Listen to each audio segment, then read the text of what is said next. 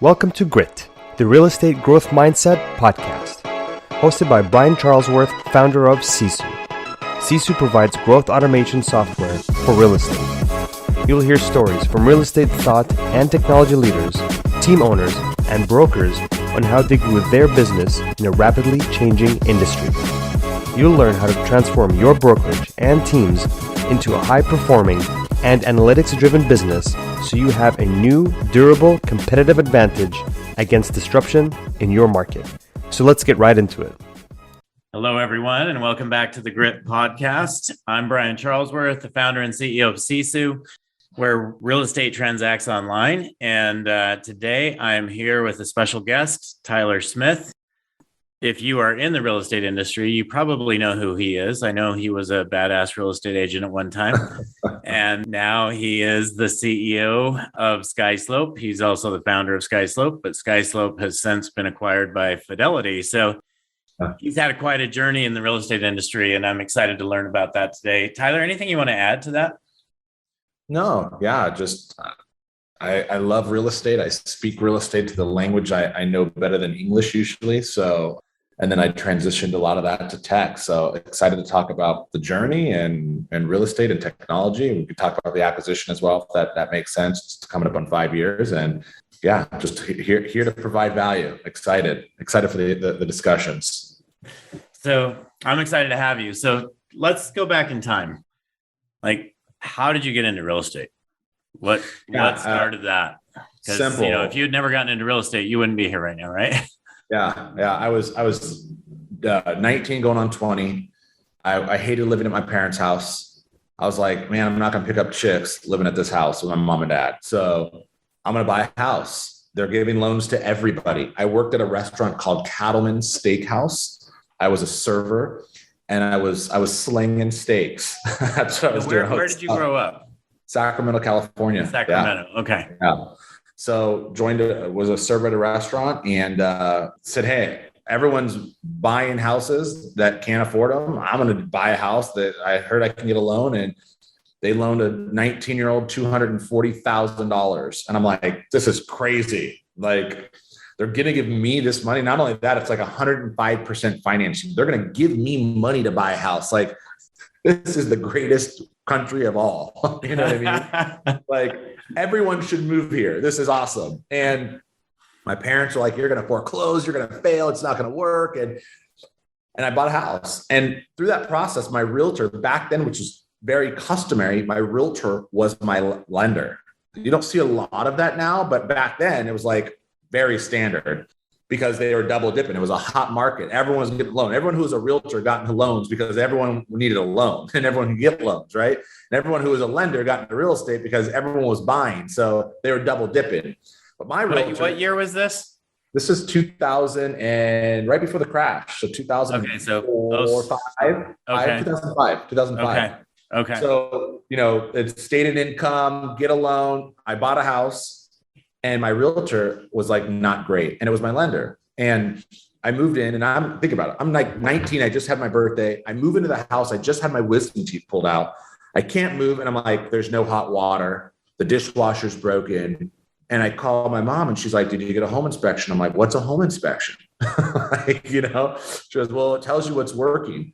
And she's like, well, go check your hot water heater. I'm like, where's my hot water heater? And so my realtor / lender did not do a good job. And I know that she made $13,000 on this deal. And so in my head, I'm like, 13 grand. If I had 13 grand and now I'm 20, I'm a millionaire in my mind. Like, holy cow, 13 grand. Like, my buddies are working for $12 an hour. Like, yeah, right. I'm lucky I'm going to make 100, 150 bucks tonight serving food. And so I literally called my mom. I said, I'm dropping out of college. I love you. I'll pay you back one day, but I'm out. And I'm going to get into real estate. And she's like, oh, the worst move ever. Oh my gosh. You're like a car salesperson. Like, oh my, like, it was like the worst. You're going to fail. And I'm like, yeah, whatever. I'm out. And so I got into real estate and my first year I sucked. It was horrible. I'm like, I grew a beard, so I looked older. I spent all this time on my business card. I literally throw business cards on the ground everywhere, hoping people would pick them up. I was so naive to business, thinking I'm in real estate. I have business cards and people are going to call me because they're going to want to buy houses through me. And my phone never rang. Like, and that's when I was like, okay, I got to really change this. So my first year I sold one home. It was to my, at the time, girlfriend's father. It was like a $560,000 house. So I made like $18,000 and I was rich. I was like, my friends, I literally sold one home and I got more money than them. I have so much money. I spent literally $5,000 like on the dumbest stuff because I didn't even know how to manage money. I was like, in my mind, I was rich. And I didn't even think about taxes. I'm like, what are taxes? I got to pay taxes on this. This is like, I got the money in my bank. It's mine. Like I was like a dumb kid who didn't know anything. And so that's how I got started into real estate. Like that was literally year one of like naivete, just going out there, getting lucky and making money. That's a great story. My wife runs a real estate team, and she has like 40 agents now. And a lot of these agents, like they're very similar story to yours, right? They've been in restaurants or they've been whatever, but they've never made over $30,000 a year. So they come in and all of a sudden they get 5 homes under contract and those go through and, they're making, let's just say they make 25, 30 grand, because they're on a team, they're getting team splits, right? And all of a sudden, like these guys have no motivation. It's like you'd think that would happen and you'd be like, oh, wow, look at this. Like, I know how to hit the jackpot. I'm just going to go all out. Right. And so often they're like, geez, I'm set for a year. Right. I just made more than I've ever made in a year in 1 month. Yeah. So, all right. So I've been told, and I think it was Josh Smith that told me this, that you, Josh, and Tim Heil, I believe, were all in 30 under 30 together. Is that right? Yep. Okay. So tell me, how did you get from the point we just talked about selling one house to there? Yeah. So a regular that I had at the restaurant, they were in real estate and they always tipped me a lot of money and they were realtors and they're always like, hey, this and hey, if you know anyone who wants to buy or sell. And they're the ones who said, if you're going to be in real estate, this is what you need to do. And they referred me to the coaching company, Brian Buffini and Company, or Buffini and Co.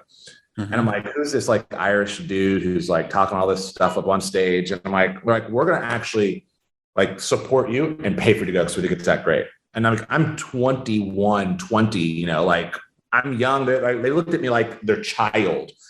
I'm like, all right, I'll go to this thing in Monterey. And all right. And I went. And like, the guy's super interesting to watch and listen to. He's saying all the good things that are hitting me and liking. And it's resonating. Why do I want to cold call and door knock? And I want to work by referral, right? Like, and so I was like, I know myself. And they talked about budgeting. And I knew myself as I need accountability. And I always have a chip on my shoulder to prove people wrong. And so I said, okay, I'm going to join this. And I'm not going to join 1 month because I'll quit. I just know me. So I'm going to put $5,000 on a credit card that I don't even have. So it costs $5,000 for it. I remember that year. Put it on there. So I'm committed for a year. I'm going to give it a year. And they're saying that they can help me produce a lot more. And if they can't, then I'm out $5,000. And if they can, I hit the jackpot. And that's when I got a coach and I did a heritage profile so they know how to coach me and who I am. And it was a life-changing moment for me because I didn't get that as a child. I didn't, who gets coaching, who knows what their tickers are and what works. And then who has accountability? It's like, hey, you said you were going to do these things. Did you do them? I knew the call was happening every 2 weeks. I'm like, oh, I haven't done anything. I better do it all tonight because I know I have to do it. And I needed that as a kid. I needed that guidance. I needed that discipline. And once I saw results, when I see results, I 5X down, 10X down, 15X down. I'm like, woo, that worked. Shelly gave me a referral and it worked and I made money. Let me do it again. So I went from selling one home the first year to joining coaching my second year, not even a full 12 months, 8 months of coaching. And I sold 15 homes. So I thought I was rich at year one. I was a millionaire in my head year two, right? I was like, my friends are going to college and I'm spanking them. Like, this is crazy. And so from there, I doubled down on the prospecting. I built up a business. Then the market hit and it started to go down. And I'm like, okay, I still have referrals, but I need to get into this short sell game and this REO game. So I built that all out. And I used the same things I used on clients to get referrals, but in the bank owns, where I was one of the top guys for Litton Loan Services and Goldman Sachs. And at the time, Countrywide, that's now Bank of America. I did the calls, the notes, the pop buys to these banks, not to clients, to the banks. And then I would follow up, and I had a whole system. And I put all these things in place, and it just kept, I was literally doubling, if not 5Xing in some years, my business. And where I was selling with the team over 1,000 homes a year, 2 years in a row. So wow. 30 into 30 came probably at the 400, 500 unit range deal, probably like my fourth or fifth year. But I was just doubling down and setting up processes. I was really good with processes. I was really good with managing employees. I only had 4 employees. All the rest were independent contractors under my team, but I was really good at that. And I think that's why, because I didn't focus on the bad stuff. I focused on what mattered the most. I'm only limited to my time of how many homes I can show or how many homes I can list.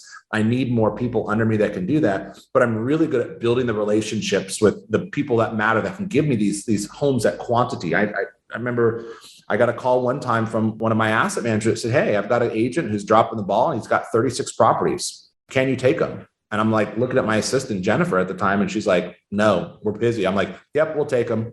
And like overnight, I got 36 properties, and now I'm listing those. I'm going in and doing my own, and it's work to do all that. But in one thing, because they trusted me, I got 36 properties. And then I said, hey, I did a great job for you. Who else do you know in your company, or who else do you know in the industry? Like, I asked for the business because I provided a value. And so it blew up really quickly. And then what I did was, when I double N and buyers would come, I took all the buyers deals that we did and I built relationships. Hey, you just closed the deal with my buyer's agent, Jimmy. We were going to stay in contact with you. I'm going to follow up with you quarterly. And I followed up. I would literally call, hey, how's the house going? I know Jimmy's been talking to you, but I want to know how it's going, what's working, what's not, what can we do with service? Because I knew that eventually that buyer's agent's not going to do it, or they're going to go away, and I'm going to build a rapport. So I was a machine. I mean, and I'm not promoting that for people, because I mean, when I was young, I was single, but the outside world almost didn't exist. You can ask my friends, like, Tyler didn't exist for 3 years. Like, oh, sure. Yeah. You were all into real estate. You were one of those guys that found the jackpot and you're like, I'm going for it. Yeah. Like literally, like my friends were like, we thought you died. Like, we couldn't even get a hold of you. We couldn't text you. It was like you didn't even exist, because I didn't show up to anything. I worked 7 days a week, every day, 12, 14, 16 hours. And it was like, we were making money. My team was making money. My assistant made like 250 grand. And no assistants make that, right? Like, and she was getting bonus on these deals. So it was like the wild, wild west, man. And I saw the opportunity and I said, hey, this is when I'm going to do it. I'm all in. Okay. So you didn't go to college. If you're selling those kind of homes, I mean, you're making well over $1 million a year, right? So you said something interesting about your parents, your mom telling you, you're going to fail. Don't do this. Don't do this. And you talked about having a chip on your shoulder. Do you think that's why you have a chip on your shoulder, that, hey, I'm going to prove that I can get this done? Yeah, I'm ultra competitive, like super competitive. I'll give you a story. At the time, I was with Prudential California Realty. Then I left and joined Keller Williams, and I was number one at Prudential. I said, hey, I need to be around better and bigger people. Otherwise, I'm going to get complacent. So I'm going to go where I'm not number one. It'll push me to chase to be number one, because I'm competitive. That's just how I am. My dad played a little bit of pro football. My mom, raised us while he was always gone working and doing his thing. And so we just come from a competitive family. I had a brother that we're 12 months and 10 days apart. So we're like twins pretty much. So we're competitive, and it's only 2 boys. So I went Keller Williams as number 4. And I said, hey, I want to go take the number 1, 2, and 3 people out to lunch. I want to pick their brain. I want to talk to them. That's what I do. And remember this gal, I won't mention her name. And she said, I'm number 1. And I said, I want to go to lunch with you. She goes, why would I go to lunch with you? I'm like, well, I don't know. Why not? Like, I'll share my tips and tricks. You'll share yours. She's like, we're competitors. I'm like, we're in the same market, but like, this is a really big market. We're in 3 counties here in Sacramento, California, Placer County, El Dorado. Like there's a lot of realtors, girl. And she's like, no, I'm not going to go to lunch with you. And I literally went back that day to the office. I told my team, we are going to double her numbers. And they're like, never going to happen. And at this point, I think we're probably doing like 250 deals, me and one buyer's agent and an assistant. Like, it's like, we're going to have to put in work to do this. Right. I'm like, why don't we just set a goal to beat her? I'm like, no, we're going to double her numbers. It's like, that's impossible. I said, if we double her numbers, I'm going to fly all of us out first class with their spouses, all of us to Maui, stay at the Four Seasons. We'll do the whole thing, full 8-day experience. So they're like, okay, well, that's interesting. I said, you're going to put up Maui. We're going to play Hawaiian music in the morning, like the whole deal. Every morning we play Hawaiian music. Like I brought in hula dancers every month, just like the whole entire thing. We doubled our numbers by October. So when I think about chip on the shoulder, I'm ultra competitive, but I also like to win. I love to win. And so maybe that comes from my mom. She still says it today. It's like, oh, you're getting into real estate. That's horrible. It's like, oh, you're doing technology. Oh, it's the worst thing possible. You didn't even go to college for technology. It's like, you're talking with Fidelity. That's the dumbest thing in the world. I'm like, she still says it. I'm like, I think she'll say it for the rest of her life. And it's great. Maybe I need it. Has she ever admitted that you've made a good decision? She loves, first off, if you talk to my mom, she'll brag about me to everybody. I mean, yeah. Our neighbor one time said, like, don't you wish your son was doing something better, like an attorney or a doctor? And she said, like, he'd have to take a pay cut for that. No way. Why would I want that? So she hypes me, but she's just we have a very tough love mother relationship. But I mean, literally every single monumental milestone, I can say, like, oh yeah, my mom's like, that's not going to work. You're going to foreclose. Oh, real estate's the worst. Oh my gosh, technology. You don't even know. You didn't go to college. Like, I can go tell you 25 stories on that. It works for you because you're so competitive. You want to prove that you can do it. A lot of people would cave, right? So it says a lot about your character. Well, there's pros and cons. I think, look, my wife doesn't do well with that type of tough love pressure. Yeah. It doesn't work well with her at all. My brother, it does not work well with him at all. So I think you have to find, I value my mom for knowing that's probably the itch I needed to do the things I've done, but it's not for everyone. Everyone has different motivators. For me, I like to prove people wrong that I can do things, and that's inspiring and motivating for me. And it keeps me hungry. Yeah. I love it. All right. So you move over, you become a top realtor. Yep. Let's talk about 30 under 30 for a minute. How did that come about? And a lot of people ask about that. I can give you, first off, I think it's a great award to get. And I applied 3 years in a row and I didn't get it for the first 2 years. And I'm like, this is comical. In my head, young, naive, a little bit of an ego back then. I'm like, why am I not getting this? Who's this person in here? And so again, so I do what I always do. I said, I'm going to call every single person who's made it the last 2 years. Like, they'll take my call. I'm going to pick their brain. I'm going to buy them lunch. I'm going to send them the handwritten card after. I'm going to send them a nice bottle of wine. How'd you get in? How'd you get in? And there's a common theme. It was, you have to understand, your numbers aren't just enough. Like, I'm crushing everybody in here. Like, your numbers are not enough. They're not. You have to understand, they're a marketing and branding company. They're a magazine. They're a publication. What makes you stand out? Why are you different? Why are you unique? You can't just go off of, because look at all the numbers I'm doing. I'm killing it. They don't care about that. They want to know, what do you bring to the table for the readers and listeners that help? And so I shifted my entire application and I got in like that. Like, I did a whole blog on it too, because so many people are like, how'd you get in? I'm like, I'm just going to write it all out so you can have it, because that's what they're looking for. Yes, you have to have the numbers, but if you look at historically, sometimes you're like, this person's done like 4 million in rep volume, like Whoopi, or 25 million in volume. Now, different markets are different, but you'd expect this is like the ballers list, and it's not always the ballers list. And I think NAR did a great job at that, because we can all look at the ballers list. It's ranked. The Wall Street Journal, it's all in rankings, right? This allows for you to see some of the things that are working. And I think for the readers, it allows for you to expand. So that's how I got in. And it was a great thing to say, hey, I'm one of the top 30 under 30. That's great. It has clout and it was fantastic. And I used it as much as I can. But at the end of the day, you know how it is. I can say I'm with ABC brokerage. At the end of the day, the client's going to do business with who they want to do business. Oh yeah. Yeah. So it's not going to affect clients working with you. My wife, I believe my wife got that the year before you guys got that, if I'm not mistaken. So It's interesting to me that you and Josh and Tim were all in there at the same time because you've all come out and done some pretty incredible things. So it's fun to see that. And that was Josh that told me that.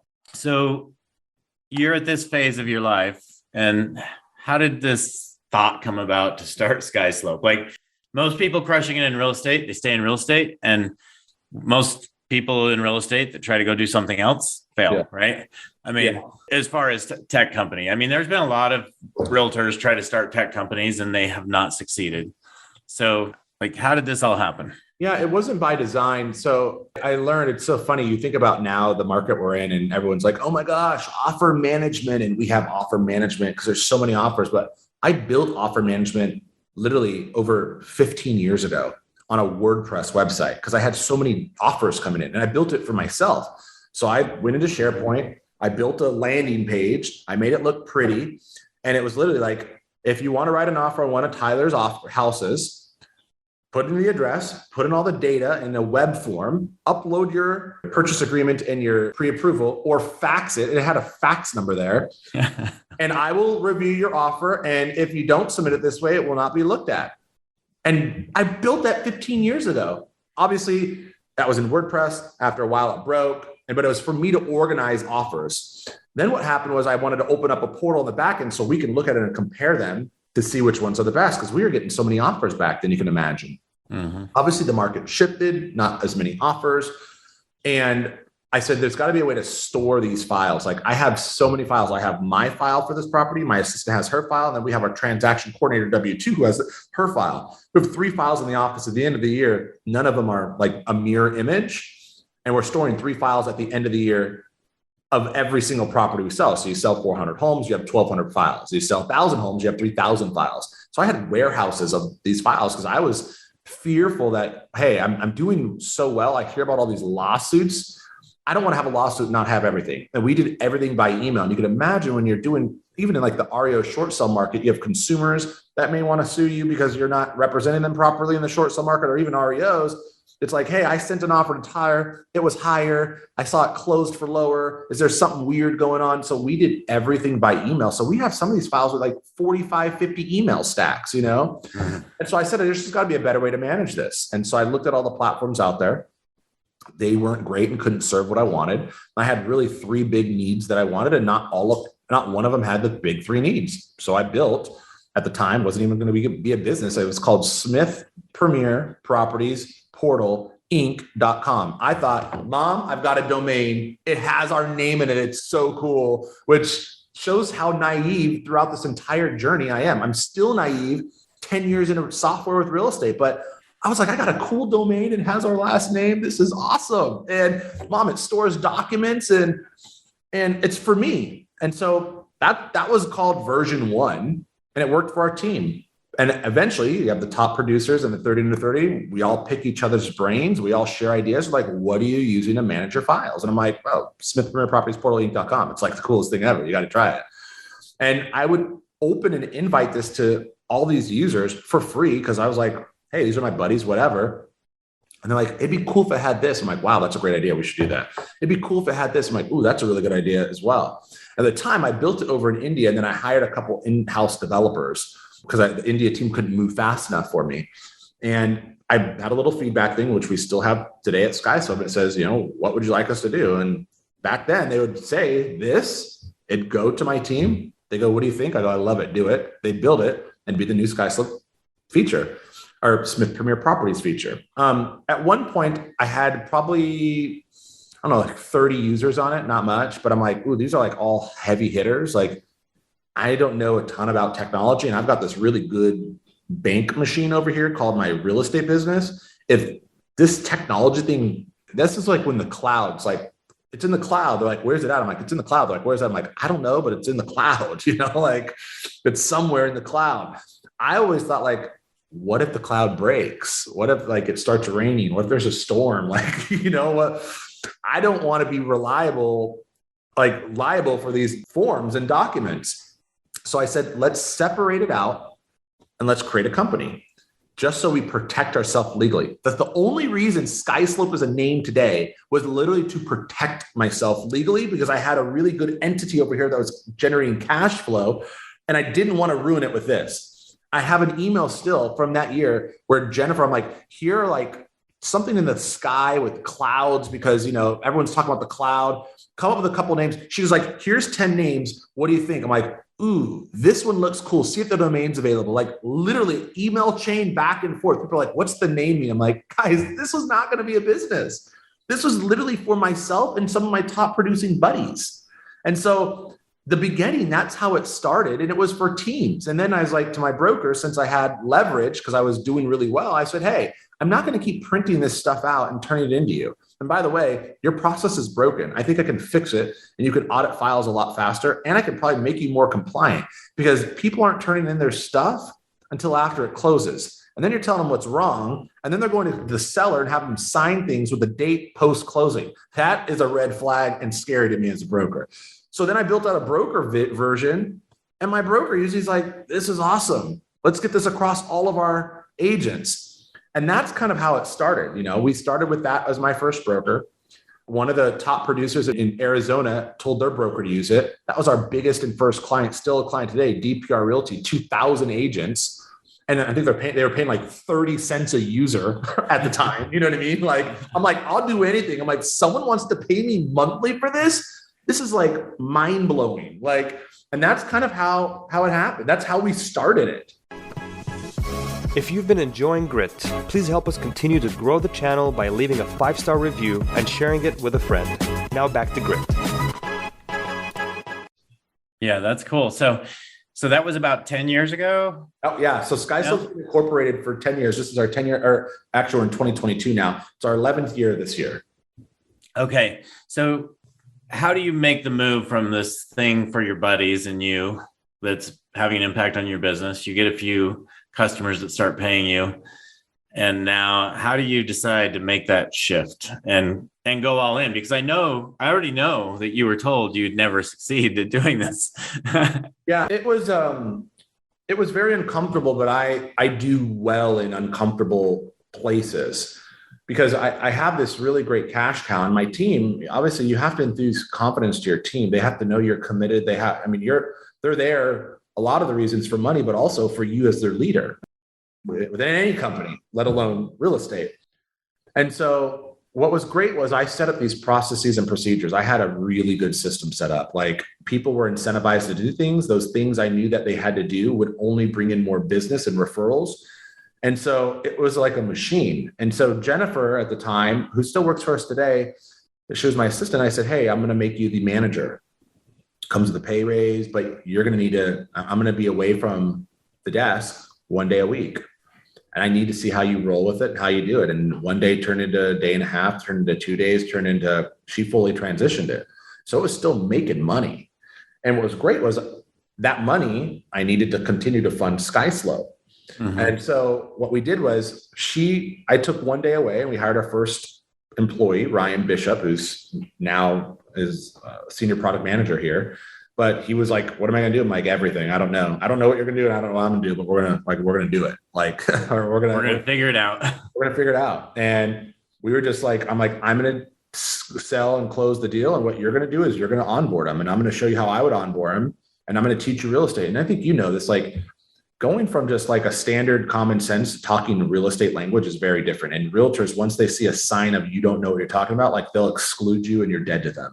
And so, even today we have an entire real estate boot camp program. It's very intensive that before you even do anything, you do that first, because we know that realtors and brokers want to know that they're talking to their own kind, and I can't hire realtors and brokers. That would not probably work. So how do I hire folks and give them that perspective? And so back then we hired our first employee. Then we brought on Jesse, who's still with us today.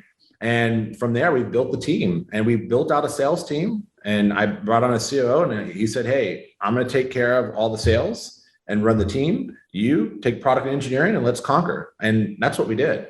And what's nice is Jennifer ran that real estate business really well until we sold that business. We were able to actually sell it because it had, I'm like, guys, I'm not even involved. And this is the type of money it's bringing in.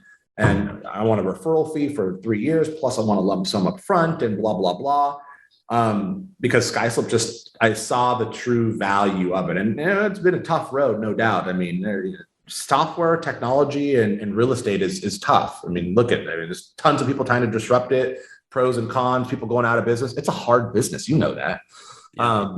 But that's the transition from real estate over. I mean, it was a transition, but I did so well in real estate that I had a nice cushion. I could have failed and not done real estate for some time and done still pretty well. And I funded the company myself. So I didn't take a salary for 7 years in SkySlope. I was writing checks the first 3.5 years. I was literally writing checks like, oh my gosh, I hope this pays out, because I'm like burning through a lot of cash. You know what I mean? Yeah, totally get that. Done that many times. Yeah. So, somehow, and Tyler, I'm not sure how this happened, but like you guys were able to get a lot of like national brokerages, franchisors to come in and say, hey, you know what? I'm going to require that all of my compliance is done through SkySlope. So if you're going to be part of our company, you have to use SkySlope. Yep. How did you do that? Yeah. So I think there's a couple things that worked in our favor. I think one, my real estate background and me relating directly, talking with these brokers was very helpful. I knew real estate very well. I knew the compliance side very well. I knew the lawsuits that my broker had gone through and lawsuits that were like out in the general that were happening. And I said, like, you wouldn't have multiple sets of QuickBooks. You wouldn't. You'd have one. Yeah. So why would you, like, we are in this new world where it used to be agents would turn in paperwork and you would do it all paper. So there's 3 things. One, I can reduce all your paper costs. Now, to think about that in today's world is like foreign. Like, I wrote a book going paperless. That's not even irrelevant. It's not relevant anymore. Like, it's irrelevant because who's not paperless? So if you think about it, like, it went from, I can save you money on fax machines, on fax ink, on paper. I had a calculator on our website at one point that calculated the savings, storage costs. Like, we are so much less expensive. Further, we allow you to expand. So you can centralize all your offices into one processing system, because we can audit faster. Think about it. If you're an auditor, you grab your paper, you're getting paper cuts, you're going through them, you're making copies, you're then putting it in the agent's inbox. It's hard for anyone to even think about that unless they've been in real estate for a long time. Like the rooks that are listening to this, they don't even know what I'm talking about. But it was the worst process in the world. Like, this is what happened. I would literally go get all these forms signed and I'd pull them out of a file cabinet. I'd fill them out handwriting, which I had the worst chicken scratch in the world. I'd then, if they weren't carbon fiber, right, the carbon fiber days, but if they weren't, then I would go and get them signed. Then I'd bring them back. I'd make a copy of every single piece of paper. I'd then turn it into my broker, and it would sit there in their desk until their auditor audited it. The auditor would have to come into the physical location, audit the file, tell me what's missing signatures and what's wrong, make a copy of that. So she has a copy and I have a copy, and she put it in my mailbox, and I'd have to drive back down to the office to get what was missing in order to get paid. It's like the worst process. And no one even thinks about that. Just like we don't think about taxi drivers anymore. We think about Uber, right? Yeah. So that was the process. It wasn't a hard sell of, I'm going to save you money. I'm going to make you more compliant. You're going to make this as your centralized hub. And by the way, if you have multiple offices with multiple auditors, you don't need them anymore. One person can do this. So it's going to save you money there. And I guarantee your agents are going to get paid faster. And this is the future. And they would say like, no, we don't want to make it mandatory. I said, I can tell you, this is built from a realtor's perspective. It's so easy. This is easier than the process they're doing. I guarantee it'll resonate with them. And once you get one big client, great example is DPR. They were the largest at the time in Arizona. What did we do? We went to all of their competitors and said, hey, Keller Williams, DPR is using this system. You want to see it. Agent's going to love it. They're going to use it as a recruiting. So think about it. Back then, it was you can recruit, because why wouldn't you want to be the digital broker? It's new, it's fun, it's exciting.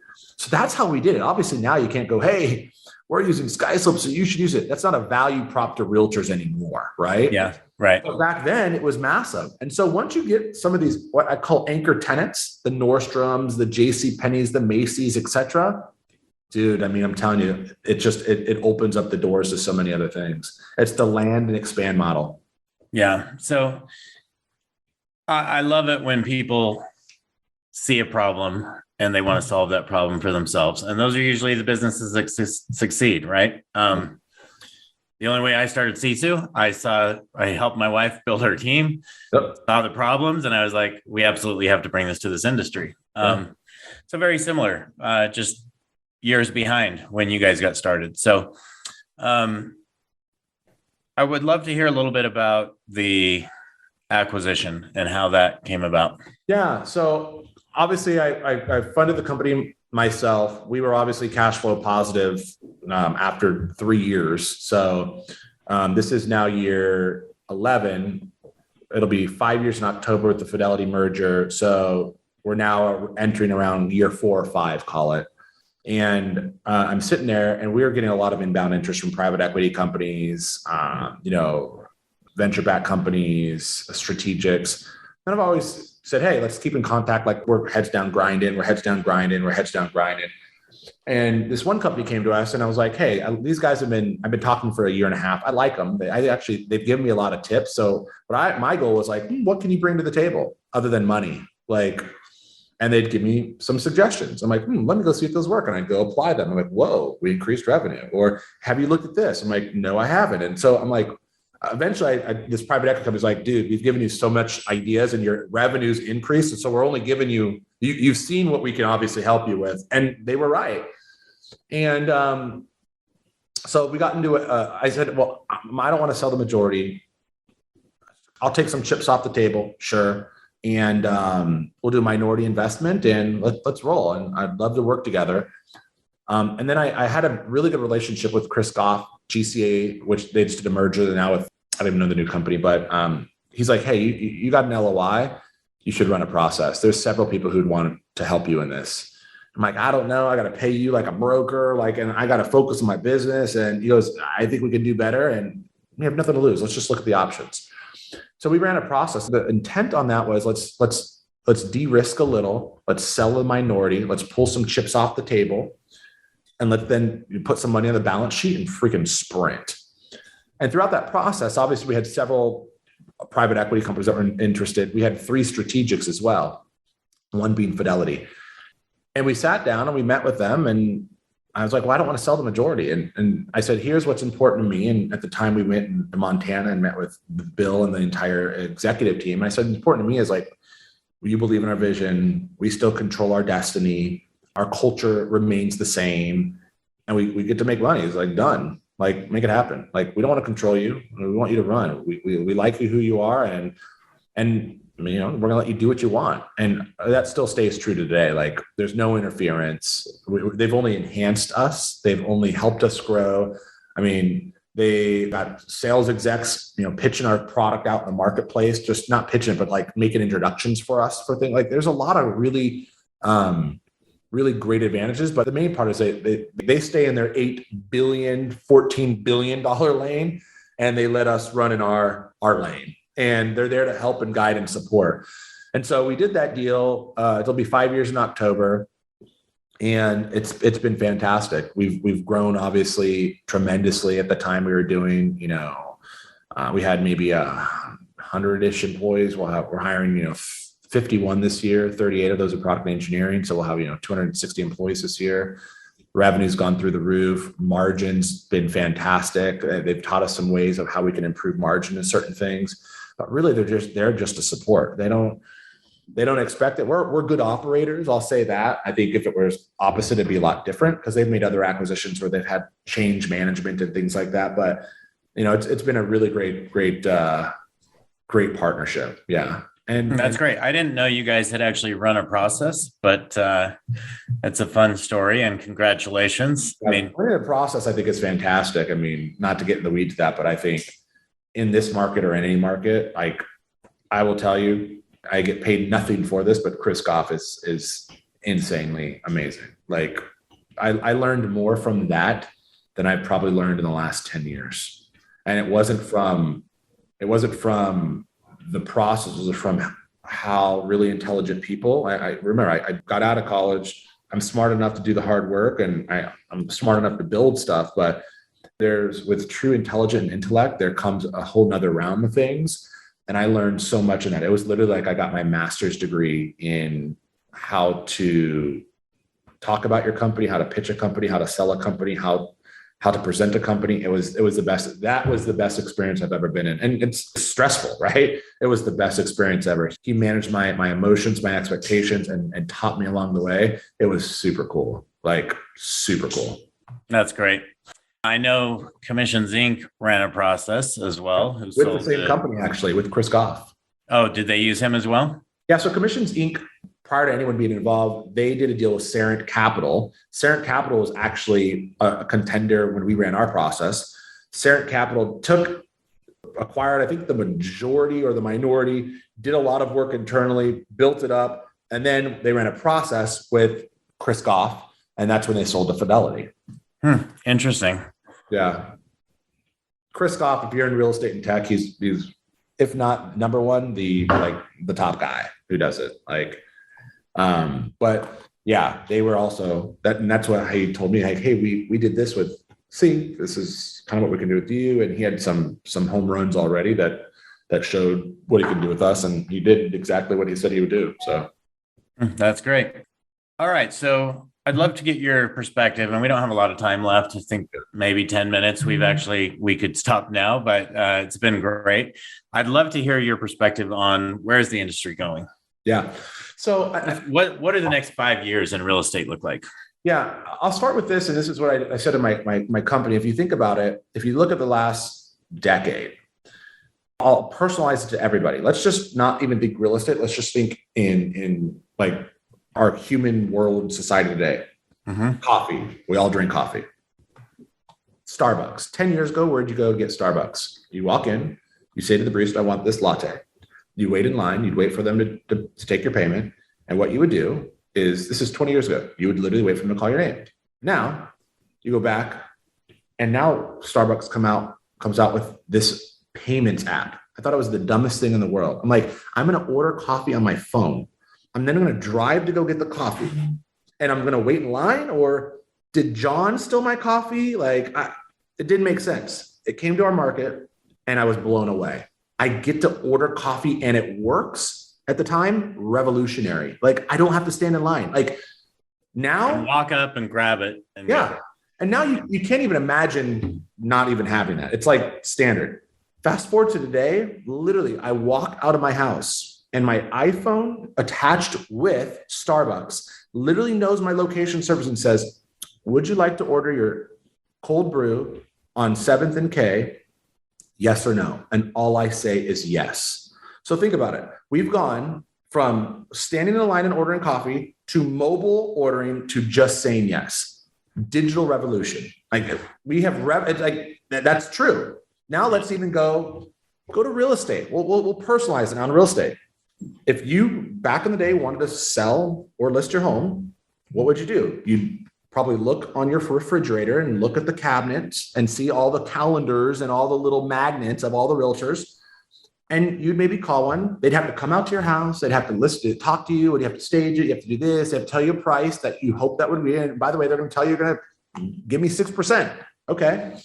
Fast forward to, the Zillows out there, where now I can see what my house is worth. It was revolutionary. Oh my gosh, I can see what my house is worth. Whether it's right or wrong, I can see what it's worth. And I know the walk score. I know the restaurants. I know all of this. This little black book that the realtors had 20 years ago, now it's exposed. To today, several different iBuyers out there, Open Door, just to name a couple, that will literally buy your house with a click. We've gone from realtor coming to your house to me seeing what it is and being exposed to it to now I can get a cash offer within 72 hours.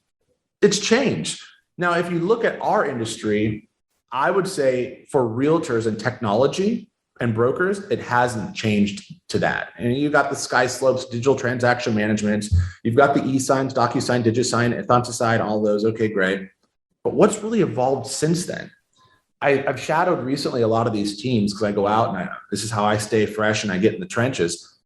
And I'm like, what's a product you can't live without? What's a product you can't live without? It's they're still using the same things that I was using when I was a realtor. Based on muscle memory, I can jump in and do what they're doing. So what we did last year and this year, we said, hey, we're going to change the game. We're going to recreate the entire process. And some of the stuff that we're thinking about is like, how do you have everything that's self-driving? Like I tell my engineers all the time, like we have hard jobs here, but there's engineers that are literally trying to not kill people with technology, with Tesla. Like Tesla has to not hit people in autopilot. Think about that. Like your job is to do all this stuff. You're a data company, but I have to have a car that's not going to hit people and keep people safe. Like that's hard and scary. We just have to completely make the transaction autonomous and there's no humans involved. It's like paper. And so what I see is like the true winners. You can look at build versus buy. I think it's a build versus die.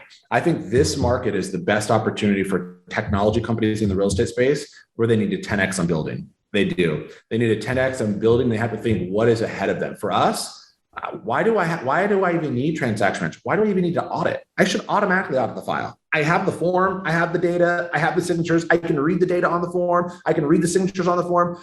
Why do I even need an auditor? I should tell an auditor, I know what's wrong and this is what it is, and just confirm I'm accurate. And then eventually I'm just going to do it for you. That's real. And we're working on that stuff. So when I think about in our world, what is it? It's how do you have a true autonomous transaction platform, right? Where it's all self-driving. Now, when I think of the real estate in a whole, man, there's like so much crazy stuff happening. If you think about it, the market's changed. I think realtors have way more leverage now over brokers than they've ever had. I think for brokers, and we sell to brokers, so so everyone's listening. I'm a broker, agent, team, transaction coordinator, assistant, fan. Across the board, I'm a lover of all. But brokers are in a serious problem because they have to shift to really change their value prop. What's the value prop we bring to the table? Because it can't be, hey, this brand is the best brand. At the end of the day, the agents get in business because of who they are. Mm-hmm. So, and it's, we're going to, help you and train you. And I can go on YouTube and learn all this stuff now. So the value prop for brokers, they have to fix that and change that. Yeah. What we've seen is agents now have the highest splits possible, a lot of disrupting models out there. So guess what? Agents have leverage now. Teams have leverage now. And agents are almost like mini brokerages, mini teams themselves. So I think what you have to think about is where's the industry going? I think you have to also play in a lot of this digital space of what's happening. And I think you have to also get rid of a lot of the noise because there's a lot of noise out there, a lot of products, a lot of technology. At the end of the day, they have to work. And I think the real agents and brokers that are win are the ones that utilize technology, but also still put the work in. Right now, we depend only on leads. And I think leads are great. I think how do you take that lead that you get and incubate it in a way where you have a customer for life? Mm-hmm. I think that's tough because we don't want to work out legs when we go to the gym. I want the arms and chest. It's the easy stuff to do, right? but legs is the hard muscle to work. I have to work that muscle. And I think that's really, and I use that analogy. If you work legs, that's where you burn the most fat. That's where you hold the most fat. Like that's where you store the most fat. So I want to work that muscle if I'm a realtor or broker, because I think that's the muscle in the future that's going to matter the most. Like we eat the meat, we eat what's in front of us. This lead's ready to buy and we'll handle them. And I get it, but you have these other 10 leads that if you incubate them in the right way or referrals, it's a gold mine out there. And I think those are the people that are going to win. I think real estate's in a really interesting place right now. Yeah, those are some great insights, Tyler. Thanks for sharing that. That's I usually dive into some personal questions at the end here, like where you like to, travel and that kind of stuff. But we are short on time. Is there anything you want to share before we let you go today? No, I mean, look, I think that real estate's the best business anyone could be in.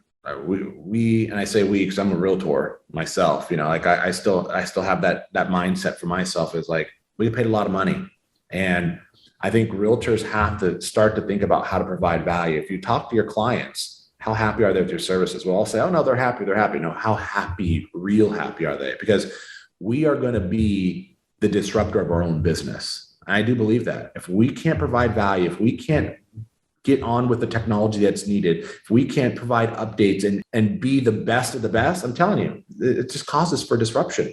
And it just causes for a consumer feel they need to pay you 6%. It's our job as realtors to articulate the value of why I get paid 6%.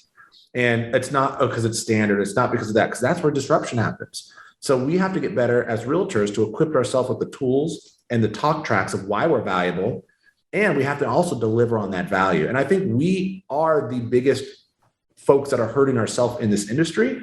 So I just, my message would be like, double down on your value, double down on why you think the house is that much, and use data, not an opinion. Double down on making sure what you say you're going to do, you're going to do. And we're all going to say like, oh, that's what I do, Tyler. But I'm going to tell you, like, I see a lot of realtors out there that aren't doing that. And I'd say it's more the majority than the minority. And I'm for it. I'm one of them. I'm waving the realtor flag all day, baby. Right? Like I'm drinking the Kool-Aid, making it myself. So that would be my message to folks. Okay. Well, it's a great message. Obviously, you have a passion for the business, for the industry. You've had a major impact on it. So congratulations on that. And thank you for, being willing to step out and take some time with me today, Tyler. It's been a lot of fun. It's been fun going back through memory lane. Thank you. So there you have it. Thank you for joining us on our podcast.